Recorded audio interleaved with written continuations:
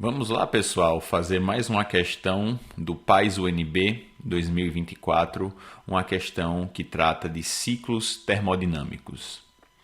O motor a diesel, que funciona sob o ciclo de diesel, e as turbinas a gás, que funcionam sobre o ciclo de Joule, são exemplos de máquinas térmicas. Os gráficos a seguir mostram esses dois ciclos operando na mesma faixa de volume e pressão e com fluidos de trabalho constituídos por gases ideais que têm a mesma quantidade de moléculas. Então está aqui, né, os dois gráficos. A gente está vendo a operação aqui de um ciclo diesel, aqui na direita o ciclo Joule. O que é que o enunciado está dizendo? Está dizendo que os dois ciclos, né, eles estão operando entre os mesmos volumes e as mesmas pressões, né? Chamando aqui pressão P0, pressão P1, volume V0, volume V1, tá? Nos dois casos. E está dizendo também que o fluido de trabalho, né, que está operando aqui dentro dessas máquinas térmicas, eles são constituídos por gases ideais que têm exatamente a mesma quantidade de moléculas. Então a gente tem uma situação em que as duas máquinas térmicas operando em ciclos diferentes estão exatamente nas mesmas condições em que a gente pode comparar o funcionamento das duas. E a questão vai nos colocar alguns itens para que a gente possa analisar. Questão 61. Infere-se do gráfico relativo ao ciclo de diesel que os fluidos de trabalho nele empregados são incompressíveis. Tá? Então, o que é que são fluidos incompressíveis? Né? São fluidos que eles resistem ao aumento da pressão, sem variar seu volume. Então, se eu tenho um fluido incompressível, eu vou aumentar a pressão sobre ele e o volume fica inalterado. Tá? Ou seja, a densidade daquele fluido não vai mudar, porque eu aumento pressão, mas o volume permanece o mesmo, né? E aí eu vou ter exatamente, quando eu vou calcular a densidade, é massa sobre volume. Como o volume não muda, eu não tenho uma concentração maior de massa, a densidade fica a mesma. É isso que a gente vê acontecer no ciclo diesel? Não, tá? Não é isso que acontece. Se a gente analisa, né, essa figura aqui, esse gráfico pressão por volume no ciclo diesel, nessa transformação aqui, que é uma transformação adiabática, tá certo? A gente tem uma compressão do fluido de trabalho. O que é que está acontecendo, né, nessa compressão adiabática?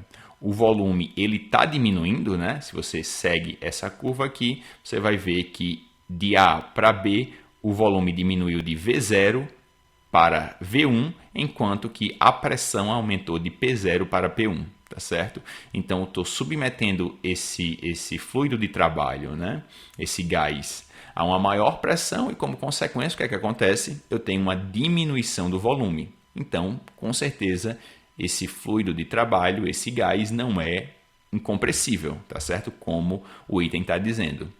Então, os fluidos de trabalho nele empregado são compressíveis, tá? Na verdade, eles variam o volume quando eu aumento a pressão exercida sobre eles, então a questão 61 está errada. Questão 62. A variação de temperatura no ciclo de Joule entre os estados A e C, então vamos voltar lá. A variação de temperatura no ciclo de Joule entre os estados A e C. Volta lá. Estado A, eu estou aqui, né, na pressão P0, se lembra, né, que esses ciclos estão operando entre as mesmas pressões, né? Então A está na mesma pressão P0 que esse ponto A aqui do ciclo de diesel, e o C está nessa pressão P1 e volume V1, enquanto A está no volume V0 e pressão P0, tá? Que é onde eu começo, né? Eu começo o ciclo numa pressão P0 e num volume V0, ok? Então ele está perguntando nessa transformação aqui, né? Vai sair de A, vai para B e vai terminar em C. Então AC, tá? No ciclo Joule.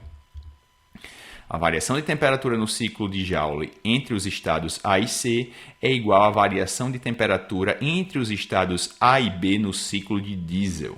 Vamos ver. Então, no caso, no ciclo de diesel, eu tenho aqui nessa compressão adiabática. Começa em A, termina em B. O que é que a gente sabe para temperatura, né, de um gás ideal, né? A gente sabe que a temperatura ela é uma função de estado. O que é que isso quer dizer? Quer dizer que a variação da temperatura numa transformação ela independe do caminho dessa transformação. Perceba que aqui, né, no ciclo de Joule, eu tenho primeiro, vai acontecer aqui uma compressão, né, uma diminuição do volume à pressão constante, então é uma compressão isobárica, e depois eu vou ter uma compressão adiabática, né?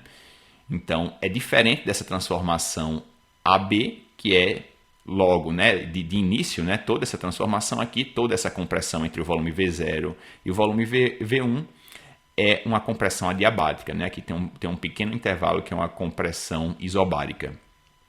Então, pelo fato da temperatura ser uma função de estado, a variação de temperatura entre esses dois pontos do diagrama, tá? Entre esse ponto A e esse ponto C, e esse ponto A e esse ponto B, independem do caminho que o ciclo toma. Tá? Elas só dependem do quê? Só dependem do ponto inicial e do ponto final. Se nos dois diagramas eu comecei exatamente no mesmo ponto de pressão e volume e eu terminei exatamente no mesmo ponto de pressão e volume, então a variação de temperatura vai ser exatamente a mesma. E perceba que é isso que acontece, tá? No ciclo de Joule eu começo no meu ponto A, que tem um volume V0 e uma pressão P0, e eu termino no ponto C, que tem um volume V1 e uma pressão P1. Agora analisa no ciclo diesel a transformação AB.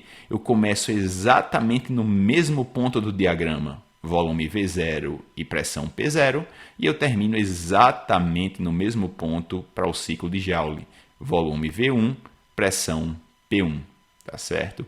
Então eu tenho duas isotermas, tá, que passa por esse ponto A e por esse ponto B, e que passa por esse ponto A e por esse ponto C, que são exatamente as mesmas isotermas, têm as mesmas temperaturas, tá? Então a variação de temperatura nesses dois casos é a mesma, porque o ponto inicial e o ponto final dessas duas transformações são os mesmos. Temperatura é uma função de estado, só depende do ponto final, do ponto inicial. Se eles são os mesmos, a variação de temperatura é a mesma.